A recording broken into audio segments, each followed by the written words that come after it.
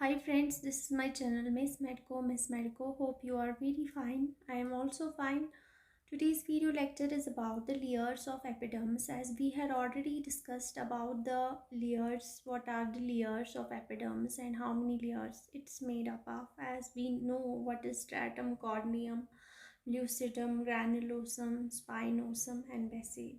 If you like my videos, please subscribe my channel. Kindly press the bell icon so that you will receive notifications of my coming videos. So let us start these layers one by one. We are going to start with the basal layer. So basal layer, as you can see, it lies at the base. So this layer, as we can see here, it's basal layer. तो मैंने कहा था पहले कि epidermis जो है वो keratinocytes का बना होता है।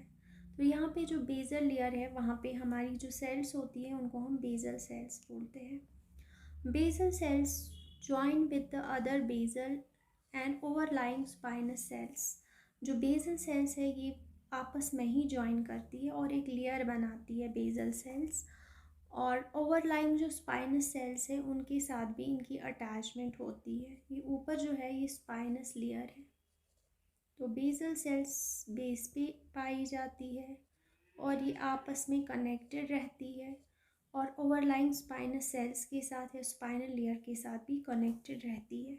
ये सेल्स तो बेसल सेल्स केराटिनोसाइट्स ही होती है, और ये जो है इनमें पाया जाता है केराटिन 5 एंड केराटिन 14। जो बेसल सेल्स होती है उनका जो केराटिन होता है वो K5 और K15 होता है, 14 होता है, सॉरी। कौन सा? K5 and K14। अगर इस केराटिन के जीन में म्यूटेशन हो गई तो 5 एंड 14 की म्यूटेशन से जो डिजीज़ हो जाएगी उसको एपिडर्मोलिसिस बुलोसा सिम्प्लेक्स बोलते हैं, यानी कि पूरे जिस्म पे ब्लिस्टर्स, पूरे स्किन पे ब्लिस्टर्स डेवलप होंगे, इसलिए बोलते हैं एपिडर्मोलिसिस बुलोसा सिम्प्लेक्स। यानी कि जो बेसल सेल है वहाँ पे अगर K5 और K14 के जीन्स की म्यूटेशन हो जाए तो उससे जो डिजीज़ होगी वो है एपिडर्मोलिसिस बुलोसा सिम्प्लेक्स। ठीक है, तो ये केराटिन 5 एंड 14 की म्यूटेशन से होगा। और ये जो केराटिन 5 एंड 14 होता है it's presumed to establish a cytoskeleton. Cytoskeleton हमारे एपिडर्मिस में एक तरह की स्ट्रेंथ होती है, एक तरह का साइटोस्केलेटन बनाता है, वो यही केराटिन 5 और 14 बनाता है। और जो ये साइटोस्केलेटन है दैट इट परमिट्स द, ये साइटोस्केलेटन जो बनाता है इस केराटिन की वजह से ये मेंटेन करता है फ्लेक्सिबिलिटी। तो ये फ्लेक्सिबिलिटी, ये जो लचक है इन सेल्स में, that is because of K5 and K14। ठीक है, this flexibility allows the cells to proceed out of the basal cell. ये जो फ्लेक्सिबिलिटी है इस केराटिन की वजह से it allows the basal cells to move upwards to migrate superficially. तो अगर ये सेल्स, मैंने कहा ना ये बेस पे ही बनती है, अगर ये माइग्रेट होती है सुपरफिशियली तो that is because of this flexibility to K5 and K14। Basal cells are responsible for maintaining the epidermis by continually renewing the cell population of the basal layer. Basal layer जो है यही epidermis की जो continuity है उसको बरकरार रखने के लिए ज़रूरी होता है। और वहाँ पे जो है बेसल लेयर जो है इसमें 10% सेल जो है वो स्टेम सेल्स होती है, और जो 50% सेल्स होती है वो एम्पलीफाइंग सेल्स होती है। ठीक है, स्टेम सेल्स 10% होती है, 50% एम्पलीफाइंग सेल्स होती है, और 40% जो है वो पोस्ट माइटोटिक सेल्स होती है। Post mitotic cells. और नॉर्मली स्टेम सेल्स जो है वो डिवाइडिंग सेल्स होती है, but under certain conditions like wound healing or exposure to certain growth factors they divide faster. Stem cells जो है ये स्लोली डिवाइडिंग सेल्स होती है, लेकिन under certain conditions like wound healing, like growth factors के exposure के under they divide faster. और जो ये स्टेम सेल्स होती है यही एम्पलीफाइंग सेल्स बनाती है, जिनको हम लोग ट्रांजिएंट एम्पलीफाइंग सेल्स होती है। और most of the cell division जो है वो इन्हीं सेल्स में होता है, एम्पलीफाइंग सेल्स में। और जो ये एम्पलीफाइंग सेल्स होती है यही बनाती है पोस्ट माइटोटिक सेल्स। और पोस्ट माइटोटिक सेल्स में ही डिफ्रेंसिएशन होती है और यही मूव करती है post mitotic cells superficially to form this suprabasal जो लेयर होती है, और ये कंटिन्यू करती है migrate upwards to become the granular and then become the stratum corneum. ये सारा जो है इसी पोस्ट माइटोटिक सेल का काम है। नंबर नेक्स्ट जिस लेयर के बारे में पढ़ने जा रहे हैं वो है स्पाइनस लेयर। स्पाइनस लेयर इस वजह से बोलते हैं बिकॉज इसमें डेस्मोसोम्स पाए जाते हैं, इसलिए स्पाइनस लेयर बोला जाता है इसको। और स्ट्रेटम स्पाइनोसम भी बोलते हैं क्योंकि इसमें डेस्मोसोम्स पाए जाते हैं, इसलिए इसको स्पाइनस लेयर भी बोलते हैं। और इसमें जो केराटिन पाया जाता है, केराटिन जो है इसमें पाया जाता है 1 and 10, जो in this layer 1 and 10 keratins are present. और जो रिजिडिटी है वो यही 1 and 10 केराटिन मेंटेन करता है। Under hyperproliferative conditions like actinic keratosis में या वूंड हीलिंग में या सोरियासिस में keratin 6 and 16 are upregulated in the suprabasal keratinocytes.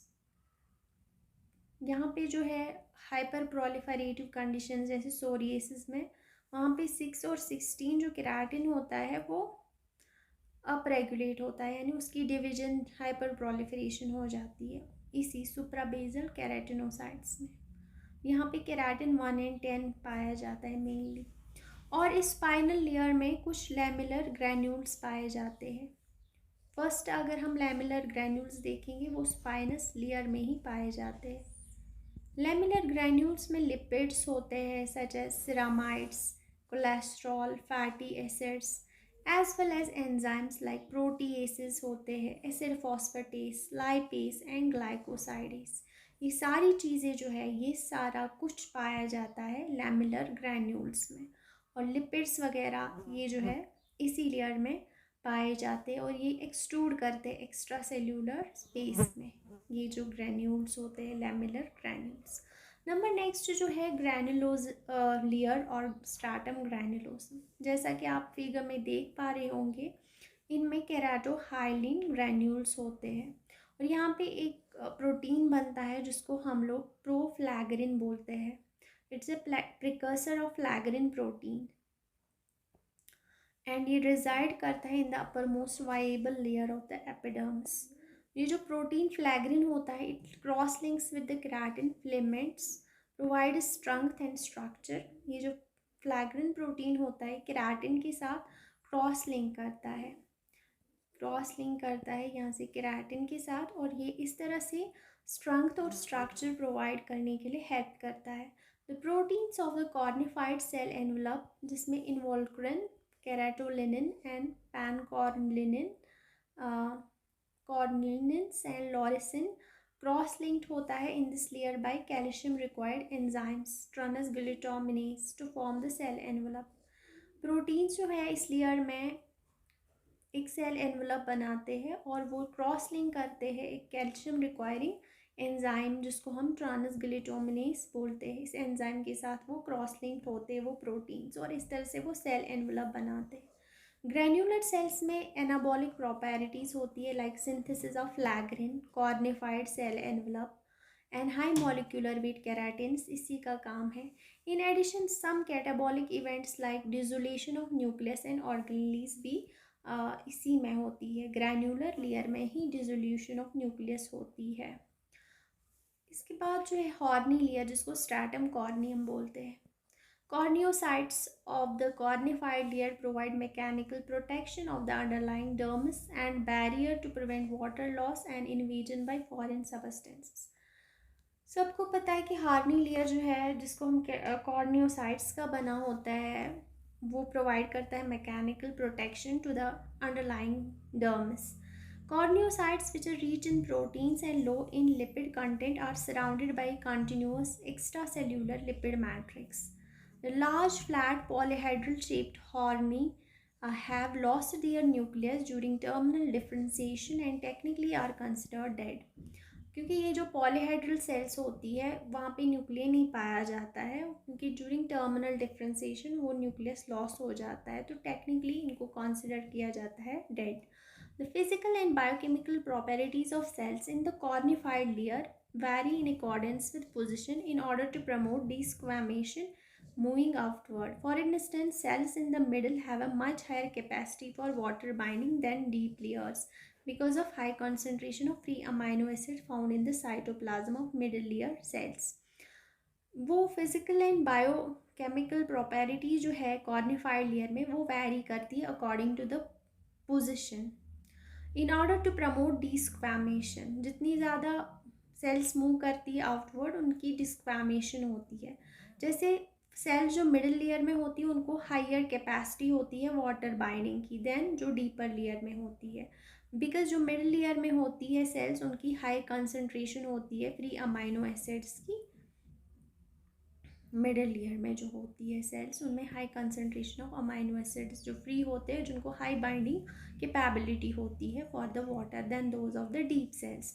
Deep cells are more densely compact and display a greater area of intracellular attachments than more superficial layers. इस तरह biochemical and physical property cells जो है वो मोर densely packed होते हैं और intercellular attachments उनके बहुत अच्छे होते हैं than those of superficial cells. Desmosomes undergo proteolytic degradation as the cells progress outward, contributing to shedding of corneocytes during desquamation. यहाँ पे डेस्मोसोम्स दिखाए गए हैं और यहाँ पे एक ब्रिक और मोटर का स्ट्रक्चर दिखाया गया है स्ट्रैटम कॉर्नियम का. यहाँ पे जो ये ब्रिक जो है वो कॉर्नियोसाइट बताई गई है और इसके बीच में जो ये वाला स्ट्रक्चर है ये इंटरसेल्यूलर लैमेलर लिपिड्स होते हैं जो इसको ब्रिक को सराउंड करती है. और ये जो इंटरसेल्यूलर लैमेलर लिपिड मेम्ब्रेन जो है ये मोटर एक्ट करता है. So it's like the brick and mortar structure of the keratin corneocytes in stratum corneum. ठीक है ना. Corneocytes primarily comprise of the keratin microfibrils are protected externally by cornified cell envelope.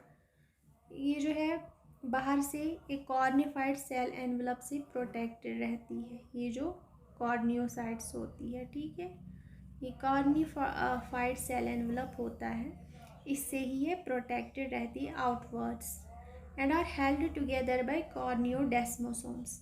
और आपस में जो है इसमें डेस्मोसोम्स पाए जाते हैं for the attachment. Intercellular lamellar lipid membrane is composed of जो अंदर वाले सेल के अंदर भीतर जो लिपिड मेम्ब्रेन है वहाँ पे कुछ chemicals like ceramides cholesterol and fatty acids होता है.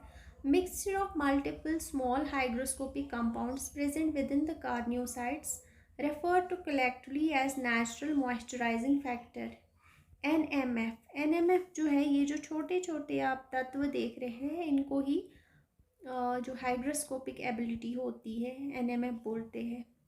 That is the natural moisturising factor, ये इनमें पाया जाता है. एंड ये physiological maintenance of stratum corneum यानी हाइड्रेशन के लिए रेस्पॉन्सिबल होते हैं. ये जो इंट्रासेल्यूलर ह्यूमेक्टेंट्स होते हैं. मैंने कहा ये जो है ब्रिक एंड मोटर मॉडल दिखाया गया है स्ट्रैटम कॉर्नियम का. इसमें जो ब्रिक जो है वो कॉर्नियोसाइट होती है, ये जो ब्रिक है पूरी कॉर्नियोसाइट होती है और इसमें जो बाहर से एक एनवलप होता है जिसको हम लोग कॉर्निफाइड सेल एनवलप होता है. और इस कॉर्निफाइड एनवलप के अराउंड जो है एक रिप्रेजेंट करता है कॉर्नियोसाइट ब्रिक. और जो ये लैमेलर यहाँ पे लिपिड्स होते हैं ये मोटर एक्ट करता है ताकि ये कॉम्पैक्ट रहे. ठीक है. कॉर्नियोसाइट्स में प्राइमरली हमारे पास ये केराटिन होता है और एक्सटर्नली जो ये एनवलप है इसको कॉर्निफाइड एनवलप बोलते हैं. और डेस्मोसोम्स तो बीच में ये दिखाए गए हैं डेस्मोसोम्स. आई होप आपको ये वीडियो लेक्चर समझ में आया होगा। अगर आपको कोई क्वारी हो कमेंट सेक्शन में आके do comment. Thank you so very much.